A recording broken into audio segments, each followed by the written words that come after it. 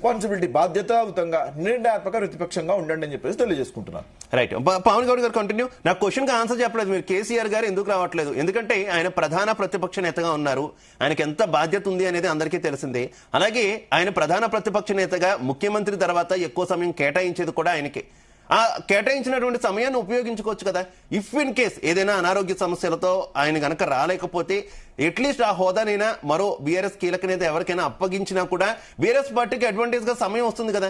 ఎందుకు దాన్ని సద్వినియోగం చేసుకోలేకపోతున్నారు? సద్వినియోగం చేసుకోలేదని మీరు అనుకుంటున్నారు కావచ్చు. సద్వినియోగం ఏ టైంలో ఎప్పుడు రావాలి, ఎలా సద్వినియోగం చేసుకోవాలో కేసీఆర్ గారికి ఆయనకు తెలిసినంత చతురత, ఆయనకు తెలిసినంత రాజకీయ 2 ఏళ్ళు అయిపోయింది, మళ్ళీ ముఖ్యమంత్రి అయితేనే వస్తారా? అప్పుడే సద్వినియోగం చేసుకుంటారా? అంటే ముఖ్యమంత్రి అయితేనే వస్తా అనేసి ఎక్కడ అనలేదు. ముఖ్యమంత్రి కాకపోయినా కూడా ప్రతిపక్ష నాయకుడైనా కూడా వచ్చిండ్రు. ఆ వచ్చిన తర్వాత ఆయనను చూసి ఈయన నమస్కారం పెట్టిండ్రు, ఈయనను చూసి ఆయన నమస్కారం పెట్టిండ్రు. వీళ్ళందరూ సంస్కారంతో ముందటికి పోతారు కావచ్చు అనేసి అధికారంలో ఉన్న వాళ్ళ మేము కూడా అనుకున్నాం. నెక్స్ట్ డేనే ఏం చేసిండ్రండి, ఒక ప్రెస్ మీట్ పెట్టిండ్రు. ప్రెస్ మీట్ పెట్టి కేసీఆర్ గారిని, హరీష్ రావు గారిని ఉరిదీయాలే, కసబుతో పోల్చిండ్రు. ఒక ఉద్యమ నాయకుడిని కసబుతో పోలుస్తారా అండి? ఎవరినైనా పోల్చిండ్రా? కేసీఆర్ ఏమన్నంటే కేసీఆర్ గారు అసెంబ్లీకి వస్తలేరు అంటున్నారు కదా. కేసీఆర్ గారు అసెంబ్లీకి రాకపోవడము, వీళ్ళు 420 హామీలు 6 గ్యారంటీలు నెరవేర్చలేరా అండి? వీళ్ళు 420 హామీలు 6 గ్యారంటీలు నెరవేర్చండి. గురుకుల పిల్లలకు పురుగులన్నం లేని పెట్టండి, పురుగులు లేని అన్నాన్ని పెట్టండి. మీరు ఇస్తా ఉన్న 2 లక్షల ఉద్యోగాలు ఇవ్వండి. వీటి మీద చర్చలు జరగాలి గాని చర్చ అంతా ఒకటే దాని మీద. కేసీఆర్ గారు ఎందుకు వస్తలేరు? వీళ్ళ దగ్గర సబ్జెక్టు లేదు చెప్పడానికి, చేసింది చెప్పడానికి ఏమీ లేదు. చేసింది కూడా 2 ఏళ్ల నుంచి ఏం లేదు. చేసింది ఒకటే, 3 లక్షల కోట్ల అప్పులు చేసి ఒక 60-70 సార్లు ఢిల్లీకి పోయి కప్పం కడుతున్నాడు తప్ప ఇంతవరకు తెలంగాణకు గాని తెలంగాణ ప్రజలకు గాని లేదు. కేసీఆర్ గారు ఒక్క నిమిషం అండి, ఇందాక మిత్రుడు కాంగ్రెస్ నాయకులు మాట్లాడుతుంటే నేను మధ్యలోకి రాలేదు. ఎందుకంటే ఆయన ఇదివరకు మాట్లాడినప్పుడు కొంచెం సంస్కారవంతంగా మాట్లాడిండు. పాపం ఆయన ఎందుకు నేను మధ్యలోకి వచ్చి అజ్జేయాలనుకున్నా. కానీ ఈ రోజు ఆయన మాట్లాడిన భాష మొత్తం రేవంత్ రెడ్డి అచ్చు గుద్దినట్టు, ఆయనకు మొత్తం ప్రిపేర్ చేయించి మాట్లాడినట్టుగా మాట్లాడిండ్రు ఇవాళ. అంటే వీళ్ళందరూ వాళ్ళని చూసి వీళ్ళు కూడా తయారైతున్నారు. రేపు రాబోయే రోజులలో మన భవిష్యత్తు కాబోయే నాయకురాళ్ళం మీరు మన భవిష్యత్ పిల్లలకి ఏమి ఇవ్వదలుచుకున్నారు? రేవంత్ రెడ్డి గారు మాట్లాడే భాష ప్రతి ఒక్క తెలంగాణ సమాజమే కాదు, పక్కనున్న రాష్ట్రం కూడా చూస్తుంది. అరే ఏంది బా ఇట్లా చేస్తున్నారు? ఒక నాయకుడిని, ఒక తెలంగాణ తెచ్చిన నాయకుడిని కనీస గౌరవం ఇవ్వకుండా మాట్లాడుతున్నారు అనేది ప్రతి ఒక్కరు గమనిస్తున్నారు. అది కాదు పవన్ గౌడ్ గారు, ఎవరిని ఈ భాష గురించి క్వశ్చన్ చేసినా కూడా అసలు దీన్ని ఎవరు ప్రారంభించారు, కేసీఆర్ స్టార్ట్ చేశారు అంటున్నారు కదా. గతంలో సమర్థించుకోలేదు బీఆర్ఎస్ నాయకులు. ఇది తెలంగాణ యాస, అది కాదు ఇది తెలంగాణ యాస, ఇట్లానే ఉంటుంది, ఇట్లానే మాట్లాడతామని చెప్పి గతంలో మీరు సమర్థించుకోలేదా? దాన్ని ఇప్పుడు రేవంత్ రెడ్డి గారు ఎక్స్ట్రీమ్ గా తీసుకెళ్లారు. ఎందుకు? ఎవరు స్టార్ట్ చేశారంటే మీ పేరే చెప్తున్నారు కదా, మీరే మొదలు పెట్టారు అంటున్నారు కదా. శివకుమార్ గారు ఎక్కడ కూడా ఇందాకనే నేను చెప్పినాను, ఎవరి చావులను కూడా కేసీఆర్ గారు కోరుకోలేదు. పదే మా నాయకుడి చావును కోరుకుంటున్నది ఎవరండి? ఎవరైనా ఎంత లొల్లి పెట్టుకున్నా కూడా, పక్కింట్లో లొల్లి పెట్టుకున్నా, లేకపోతే మీరు ఇంకో యాంకర్ తోటి లొల్లి పెట్టుకున్నా కూడా మీ అయ్య సావాలని ఊరుకుంటారా అండి? ఎవరు ఊరుకుంటారు? వాళ్ళ అమ్మను నీ అవ్వ అంటారా అండి? అందరం తల్లి కడుపుల నుంచే పుడతాం కదా. ఆమె ఎంతో మందికి ఉద్యమకారులకు, ఉద్యమ నాయకులకు అందరికి అన్నం ఖచ్చితంగా రేవంత్ రెడ్డి గారు మాట్లాడినా, కేసీఆర్ గారు మాట్లాడినా, మీరు మాట్లాడినా, నేను మాట్లాడినా ఎవరు హర్షించరు. కానీ ఎక్కడ మొదలైంది అనే దగ్గర ఈ చర్చ. అటు కేసీఆర్ గారు ఉపయోగించకూడదు, రేవంత్ రెడ్డి గారు ఉపయోగించకూడదు అని మనం కోరుకుంటున్నాం. Right, okay. వెంకటరెడ్డి గారు నిన్న బీఆర్ఎస్ బాయ్కాట్ చేయడం గురించి కాంగ్రెస్ పార్టీ బీజేపీ మీద, అంటే బీజేపీని ఈ జీరామ్జీ బిల్లు విషయంలో ఎక్కడ క్వశ్చన్ చేయాల్సి వస్తుందా అని చెప్పి భయపడి పారిపోయింది, మిమ్మల్ని కొంత కాపాడుతుంది అని చెప్పి కాంగ్రెస్ ఆరోపిస్తుంది. నిజమా? మీ ఇద్దరి మధ్య ఏమైనా ఉందా ఒప్పందం? ఇప్పుడు దానికి దీనికి ఏం సంబంధం అండి? జీరామ్జీ బిల్లుకు దీనికి నిన్న జరుగుతున్న దానికి ఎవరికి వాళ్ళు తప్పించుకునేటువంటి ఒక ప్రయత్నం చేస్తున్నటువంటిది పార్లమెంట్ లో సంబంధించినటువంటి అంశము. సరే, తెలంగాణలో దాని మీద చర్చ జరిగితే మంచిది. ప్రభుత్వం గాని ప్రతిపక్ష పార్టీలు గాని ఏమైనా సవరణలు గాని అభిప్రాయం గాని చెప్పడంలో ప్రజాస్వామ్య స్ఫూర్తిగా అక్కడ అవకాశం ఉంది, పార్లమెంట్ లో ఇక్కడ అవకాశం ఉన్నది. దానికి దీనికి సంబంధం లేదు. ఇప్పుడు జరుగుతున్నది ఏంటంటే, తెలంగాణలో ఒక సంస్కారహీనమైనటువంటి అసభ్య పదజాలాన్ని ఈ పద్ధతి లోపల చట్టసభలో గాని బయట గాని మాట్లాడిన దానికి మూల సిద్ధాంతకర్త కేసీఆర్ గారు. దాన్ని పోస్ట్ డాక్టర్లు చేసింది రేవంత్ రెడ్డి గారు. దీనిలో ఎవరిని నేను సమర్థించడం లేదు. ఇద్దరు కూడా ఎక్కడ ఉండదండి ఇటువంటి పరిస్థితి. ఉంటది అనండి ఎక్కడన్నా. ఈ భాష ఏంది, మాట్లాడుతుంది ఏంది? నేను ఒకప్పుడు కోదండరామ్ గారితో ఉన్నప్పుడు ఆయన ఏదో 10 ఏళ్ల కింద ఏదో ఇష్యూ మీద మాట్లాడినాడు, కేసీఆర్ గారు పాలన మీద మాట్లాడితే ఆయన మాట్లాడి 1 గంటన్నర ప్రెస్ మీట్ పెట్టి మాట్లాడింది ఒకటే ఎగ్జాంపుల్ చెప్తా. పవన్ గౌడ్ గారు విన్నారా వినలేదా అది అనేటువంటిది కానీ నేను ఎవరిని విమర్శించడం లేదు, కానీ బాధాకరమైన అంశం అండి. తెలంగాణ సంస్కృతి సంస్కారం చాలా గొప్పది. అటువంటిది ఆ సమాజంలో ఇవాళ ఈ భాషను ఉపయోగిస్తుంటే బాధ అనిపిస్తుంది. ఒకటి మేము చదువుకుందామా చదువుకోలేదా ఏందో మాకు అర్థం కానటువంటి పరిస్థితి. ఆనాడు కోదండరామ్ గారి మీద చేసినటువంటి ఆరోపణ ఏంటంటే, కోదండరామ్ గారు అనుకుంటారు ఆయన మొత్తం నేనే చేస్తున్నా అనుకుంటాడు. ఆయన బండి కింద కుక్క ఏమనుకుంటుందంటే బండిని మోస్తున్నా అని అనుకుంటుంది. ఇదా అనంటే పోల్చడం. కోదండరామ్ గారు ఏదైనా ఉండదు, ఏ పార్టీ ఏ సిద్ధాంతం ఇవాళ ఆయన నాకు అభిప్రాయ భేదాలు ఉన్నాయి, అది వేరే సంగతి. కానీ పేరు కూడా తీసుకోనకుండా మాట్లాడేటువంటి కోదండరామ్ గారి మీద అట్లా జరుగుతుందా? ఎవరైనా సమర్థిస్తారా అది? ఆయన ఆనాడికి రాజకీయాల్లో కూడా లేడు, ప్రజాసంఘంగా ఉన్నాడు. ఇవి నేను చెప్పదలుచుకున్నది, కాబట్టి ఇది మంచిది కాదు.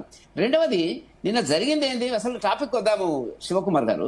ఇప్పుడు పార్లమెంటుకు మన ఏదైతే పాలమూరు రంగారెడ్డికి సంబంధించిన చర్చ విషయంలో నా దృష్టిలో 2 ప్రధానమైన అంశాలు ఉన్నాయండి. 15 రోజుల కూడా మీరు గమనించినారో యాజ్ ఎ సీనియర్ జర్నలిస్ట్ గా లేదో నాకు తెలియదు, కానీ ఒకటి, మా పార్టీ నేత జలశక్తి మంత్రిత్వ శాఖలో చాలా కాలం సలహాదారుడుగా పనిచేసినాడు, రాజస్థాన్ లో పనిచేసినాడు, కేంద్ర ప్రభుత్వంలో పనిచేసినాడు, ప్రస్తుతం మహారాష్ట్ర ప్రభుత్వానికి వెదిరే శ్రీరామ్ గారు కొంత సబ్జెక్ట్ ఉన్నటువంటి వ్యక్తి. ఆయన ఒక పవర్ పాయింట్ ప్రజెంటేషన్ మాకు పెట్టినాడు మొన్న ఈ మధ్యన ఒక 10 రోజుల కింద. చాలా సంచలనాత్మకమైనటువంటి పాలమూరు రంగారెడ్డికి కేసీఆర్ పాత్ర ఏంది, కాంగ్రెస్ పాత్ర ఏంది అనేటువంటి దాని కింద చెప్పడం జరిగినప్పుడు, విశదీకరించడం జరిగినప్పుడు ఆ ఒళ్ళు గగురుపొచ్చేటువంటి సంచలనమైనటువంటి విషయాలు రావడం జరిగినటువంటిది. ఎందుకంటే చాలా సందర్భాల లోపల ఆయన చేసింది ఆయన చాలా గౌరవంగా మాట్లాడినాడు. ఏమి విమర్శలు కేసీఆర్ గారి మీద చేయలేదు, సబ్జెక్టే చెప్పినాడు, ఆర్డర్తో చెప్పినాడు, డేట్ వారీగా ఏం జరిగింది అనేటువంటిది. అపెక్స్ కమిటీకి సంబంధించి 299 2015లో నీటి కేటాయిస్తే అది తాత్కాలికం అని చెప్పినా కూడా 5 ఏళ్లు దాన్నే కొనసాగించినారు. ఎప్పుడు కూడా కేసీఆర్ గారు దాన్ని అడగలేదు అనేక కారణాలతోని. ఒకటి, 299లో పాలమూరు రంగారెడ్డికి కేటాయింపులే లేవు, పాత వాటికే సరిపోయినటువంటి వాటర్ ఇది. అందువల్ల దాని డిపిఆర్ 2015లో జీవో ఇచ్చి 2022లో డిపిఆర్ ప్రజెంట్ చేసినాడు. ఇవన్నిటికీ కారణము కేసీఆర్ గారు యొక్క నిర్ణయాల వల్లనే తెలంగాణకు అన్యాయం జరిగింది అనేటువంటి విషయం ఆయన చాలా గౌరవప్రదంగా చెప్పినాడు. ఎపెక్స్ కమిటీ మీటింగ్ షెకావత్ గారు ఉన్నారు, ఆయన ఆ ముఖ్యమంత్రి ఈ ముఖ్యమంత్రి గారు 2 సందర్భాల్లో పెడితే మాకు టైం లేదు, మా ముఖ్యమంత్రి గారికి బిజీ ఉన్నాడు ఆగస్టు 25 వరకు, కాబట్టి రాడు అని చెప్పి లెటర్ చీఫ్ సెక్రటరీ రాసి, ఎన్నిటికీ ఈ లోపల ఏం జరిగింది, జగన్ అప్పటికే పోతిరెడ్డికి పొక్క కొట్టి రోజుకు 4 టీఎంసీలు తీసుకుపోతున్నాడు. ఈ గ్యాప్ వచ్చేటప్పటికి ఏంటంటే ఆయన 8 టీఎంసీలకు 10 టీఎంసీలకు జీవో ఇచ్చుకున్నాడు. దీనికి కారణము కేసీఆర్ గారు అనేది చెప్పడం జరిగినట్టుంది. ఇవి సమస్యలండి, కొత్త సమస్యలు. రెండవది, మొన్న రేవంత్ రెడ్డి గారు మాట్లాడిన దాంట్లో నేను రేవంత్ రెడ్డి గారు పాలసీ మీద సమర్థించడం లేదు, కానీ ఒక మౌలికమైన సమస్య తీసుకొచ్చినాడు శివకుమార్ గారు. నాలాంటి కొంత సబ్జెక్టు దేకపోవచ్చు, నీటి పారుదలకు సంబంధించినటువంటి దాంట్లో నేనేమి నిష్ణాతుని కాదు, అందరూ ఉంటారు అని కూడా నేను అనుకోవడం లేదు. నాకు వచ్చిన అనుమానం, ఒక మేధావిగా ఒక తెలంగాణ వాదిగా నేను ఆలోచించడం జరిగినప్పుడు, అసలు పాలమూరు రంగారెడ్డి ఎక్కడి నుంచి తీసుకోవాలి వాటరు, జూరాల నుంచి తీసుకునే బదులు అక్కడ వివాదాస్పదమైనటువంటి శ్రీశైలంకి వెళ్ళినాడు అనేటువంటి పెద్ద చర్చనండి ఇది. వాస్తవానికి ఇది నిజమే కాదా? ఇప్పటికీ నాకు మనసులో 3 రోజుల నుంచి నాకు మైండ్ లో, నేను చాలా మందితో మాట్లాడుతున్నాను, టీవీలో మాట్లాడుతున్నాను, అక్కడి నుంచి రోజు 2 టీఎంసీలు తీసుకుంటే సరిపోయేది. మనకు ఫ్రీడమ్ ఉన్నటువంటి రిజర్వాయర్ ఏదైతే ఉందో మనకు ఉందో దీంట్లో నుంచి తీసుకుంటే జూరాల నుంచి తీసుకోవాలా, వివాదాస్పదమైన దానికి లింక్ పెట్టినాడు. ఇది ప్రజల్లో చర్చ జరుగుతుంది. శ్యామసుందర్ గారు చెప్తారు మనకి. శ్యామసుందర్ గారు ఏం చెప్తారు? ఎవరు అన్యాయం చేశారు అనేటటువంటి క్వశ్చన్, పొలిటికల్ పార్టీలు అయితే ఎవరిని వాళ్ళు సమర్థించుకునేటటువంటి పరిస్థితి. మీరు ఏం చెప్తారు? మీ అబ్జర్వేషన్ ఏంటి అసలు ఈ నదీ జలాల విషయంలో? ఒకటండి, నదీ జలాల విషయంలో కేసీఆర్ గారు చాలా, అంటే కాళేశ్వరం విషయం కూడా చూసుకుంటే, కాళేశ్వరము మేడిగడ్డ పైన కడితే అక్కడ కట్టి ఉంటే తొమ్మిడిహట్టి దగ్గర కనుక కట్టి ఉంటే, అదే ఏదైతే ప్రణాయిత చేవేలా ఉంటే వితౌట్ లిఫ్ట్ అది వచ్చేది, గ్రావిటీ ద్వారా నీళ్లు మొత్తం వచ్చేవి. ఇప్పుడు ఏమైంది, దాన్ని తీసుకెళ్లి కాళేశ్వరంలోకి పెట్టడం వల్ల, అంటే పైనుంచి నీటిని కిందికి తీసుకెళ్లి కింది నుంచి నీటిని పైకి ఎత్తుతున్నారు. పైకి ఎత్తడం కోసం మోటార్లు వాడాల్సి వస్తుంది. అది చాలా కాస్ట్లీ వ్యవహారం అయిపోయింది. 1 ఎకరం నీటికి 30,000 రూపాయల దాకా ఖర్చు పెట్టాల్సి వస్తుంది అనేది అంచనా. అప్పుడే ఇంజనీర్లు పవని గారు కొద్దిగా మాట్లాడివ్వండి ప్లీజ్. నేను ప్రజల డబ్బు విషయంలో మాట్లాడుతున్నాను, ఎవరిని అవినీతి చేశారు, అన్యాయం చేశారు అన్నట్లు. కాకపోతే అక్కడ అప్పుడే ఇంజనీర్లు వ్యతిరేకించారు, అది వయబుల్ కాదు, Kaleshwaram is not advisable, Maharashtra government నొప్పించి తుమ్మిటట్టి అక్కడ పైన కడితే బాగుంటది అని చెప్పేసి చాలా మంది ఇంజనీర్లు చెప్పారు. అయినా కేసీఆర్ గారు నా ప్రాజెక్టు, నేను ప్రపంచ అద్భుతాన్ని సృష్టించబోతున్నా, నేను రక్తం ధారపోసిన కేసీఆర్ గారు ఇంజనీర్ అండి. నదులకు ప్లాన్ చేయడానికి నదులకు నడక నేర్పిన ఇంజనీరా? ఇంజనీర్ల మాట వినాలండి. అన్ని పనులు నేనే చేస్తా, నేను ముఖ్యమంత్రిని అంటే ఎట్లా?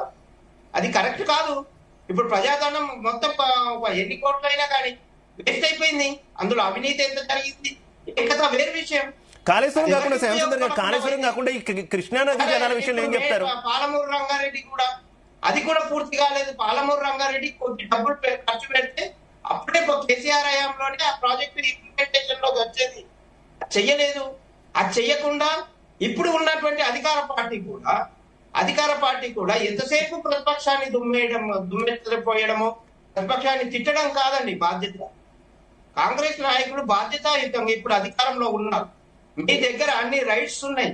మీరు కేసీఆర్ గారు కానీ కేటీఆర్ గారు కానీ ఏదైనా తప్పులు చేస్తే, హరీష్ రావు గారు తప్పులు చేస్తే, you are in power to take any action. మీరు ఏ యాక్షన్ అయినా తీసుకోవడానికి మీ దగ్గర అధికారం ఉంది. దాన్ని ఎందుకు ఉపయోగించట్లేదు? విమర్శిస్తున్నారు, పొద్దున్న దాకా విమర్శిస్తున్నారు. మొన్నటి దాకా గవర్నర్ పర్మిషన్ ఇవ్వలేదు అన్నారు. గవర్నర్ పర్మిషన్ ఇవ్వలేదు, బీజేపీ ఇచ్చారు. గవర్నర్ పర్మిషన్ వచ్చింది. ఏం జరుగుతోంది మరి? గవర్నర్ పర్మిషన్ వచ్చిన తర్వాత కూడా. కాబట్టి అన్ని విషయాల్లో పావని గారు ఒకటి, నేను ఎవరిని శ్యామసుందర్ గారు, పావని గౌడ్ గారు ఏదో క్వశ్చన్ అడుగుతారంట. ఒకసారి ఒక పాయింట్ యాడ్ చేస్తారంటే వినండి. శ్యామసుందర్ గారు ఒక్క పాయింట్ యాడ్ చేస్తారంటే వినండి. ఒక్క నిమిషం. కేసీఆర్ గారు అసెంబ్లీకి రాకుండా ఎన్ని కారణాలు చెప్పినా తప్పేనండి. బాధ్యత రాహిత్యం. శ్యామసుందర్ గారు ఒక పాయింట్ ఏదో ఒక క్వశ్చన్ ఏదో అడుగుతారంటే మిమ్మల్ని పావని గౌడ్ గారు, ప్లీజ్ కంటిన్యూ. ఒక్క నిమిషం. శ్యామ్ సుందర్ అన్న గారు, మీరు సీనియర్ జర్నలిస్టు, నాకంటే వయసులో పెద్ద, నాకంటే మీ అనుభవం కూడా చాలా పెద్దది. తుమ్మిడిహెట్టి దగ్గర వైఎస్ రాజశేఖర్ రెడ్డి గారు ఏ డేట్ లో శంకుస్థాపన చేసిండ్రు? మనకు అదే జలయజ్ఞం ధనయజ్ఞం చేసుకోవడానికి ఏ డేట్ లో శంకుస్థాపన చేసిండ్రు ఒక్కసారి చెప్పండి ప్లీజ్. ప్లీజ్ చెప్పండి. ఒకటే అడిగింది. మహారాష్ట్ర గవర్నమెంట్ నేను చెప్తా 16/2/2012/2008 రోజు తుమ్మిడిహెట్టి దగ్గర వైఎస్ రాజశేఖర్ రెడ్డి గారు శంకుస్థాపన చేసిండ్రు. 2014 దాకా కూడా కాంగ్రెస్ పార్టీ అధికారంలో ఉన్నది. తుమ్మిడిహెట్టి దగ్గర తట్టెడు మట్టి కూడా వేయలేదండి. ఏం మాట్లాడుతున్నారండి? ఆంధ్ర ముఖ్యమంత్రులు తెలంగాణకు సహకరించట్లేదనే కదా తెలంగాణ తెచ్చుకుంది వాణిగౌడ్ గారు. ఆంధ్ర ప్రాంత ముఖ్యమంత్రులు తెలంగాణకు అన్యాయం చేస్తున్నారు, తెలంగాణ ప్రాజెక్టులకు అన్యాయం చేస్తున్నారనే కదా తెలంగాణ తెచ్చుకుంది. తెలంగాణ వచ్చిన తర్వాత మీరు ఏం చేశారో చెప్పాలి.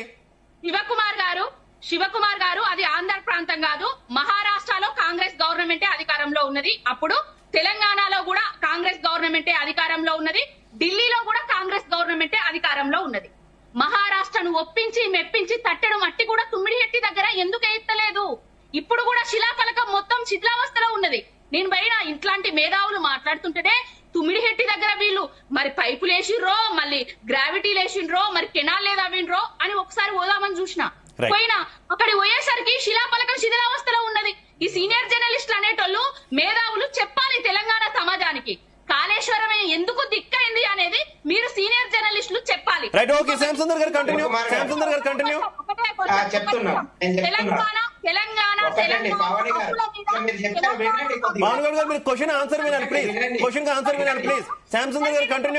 ఆన్సర్ చెప్పాలి. ఇద్దరికి నాయకులకు కూడా నేను ఆన్సర్ చెప్పాలి కదా. ప్లీజ్ ఒక్క నిమిషం పావని గౌడ్ గారు, నేను మళ్ళీ మీకు అవకాశం ఇస్తాను. మీరు మధ్యలో ఇంటరప్ట్ అయ్యారు. ప్లీజ్ ఒక్క నిమిషం ఆగాలి. శ్యామ్ సుందర్ గారు కంటిన్యూ. పావని గారు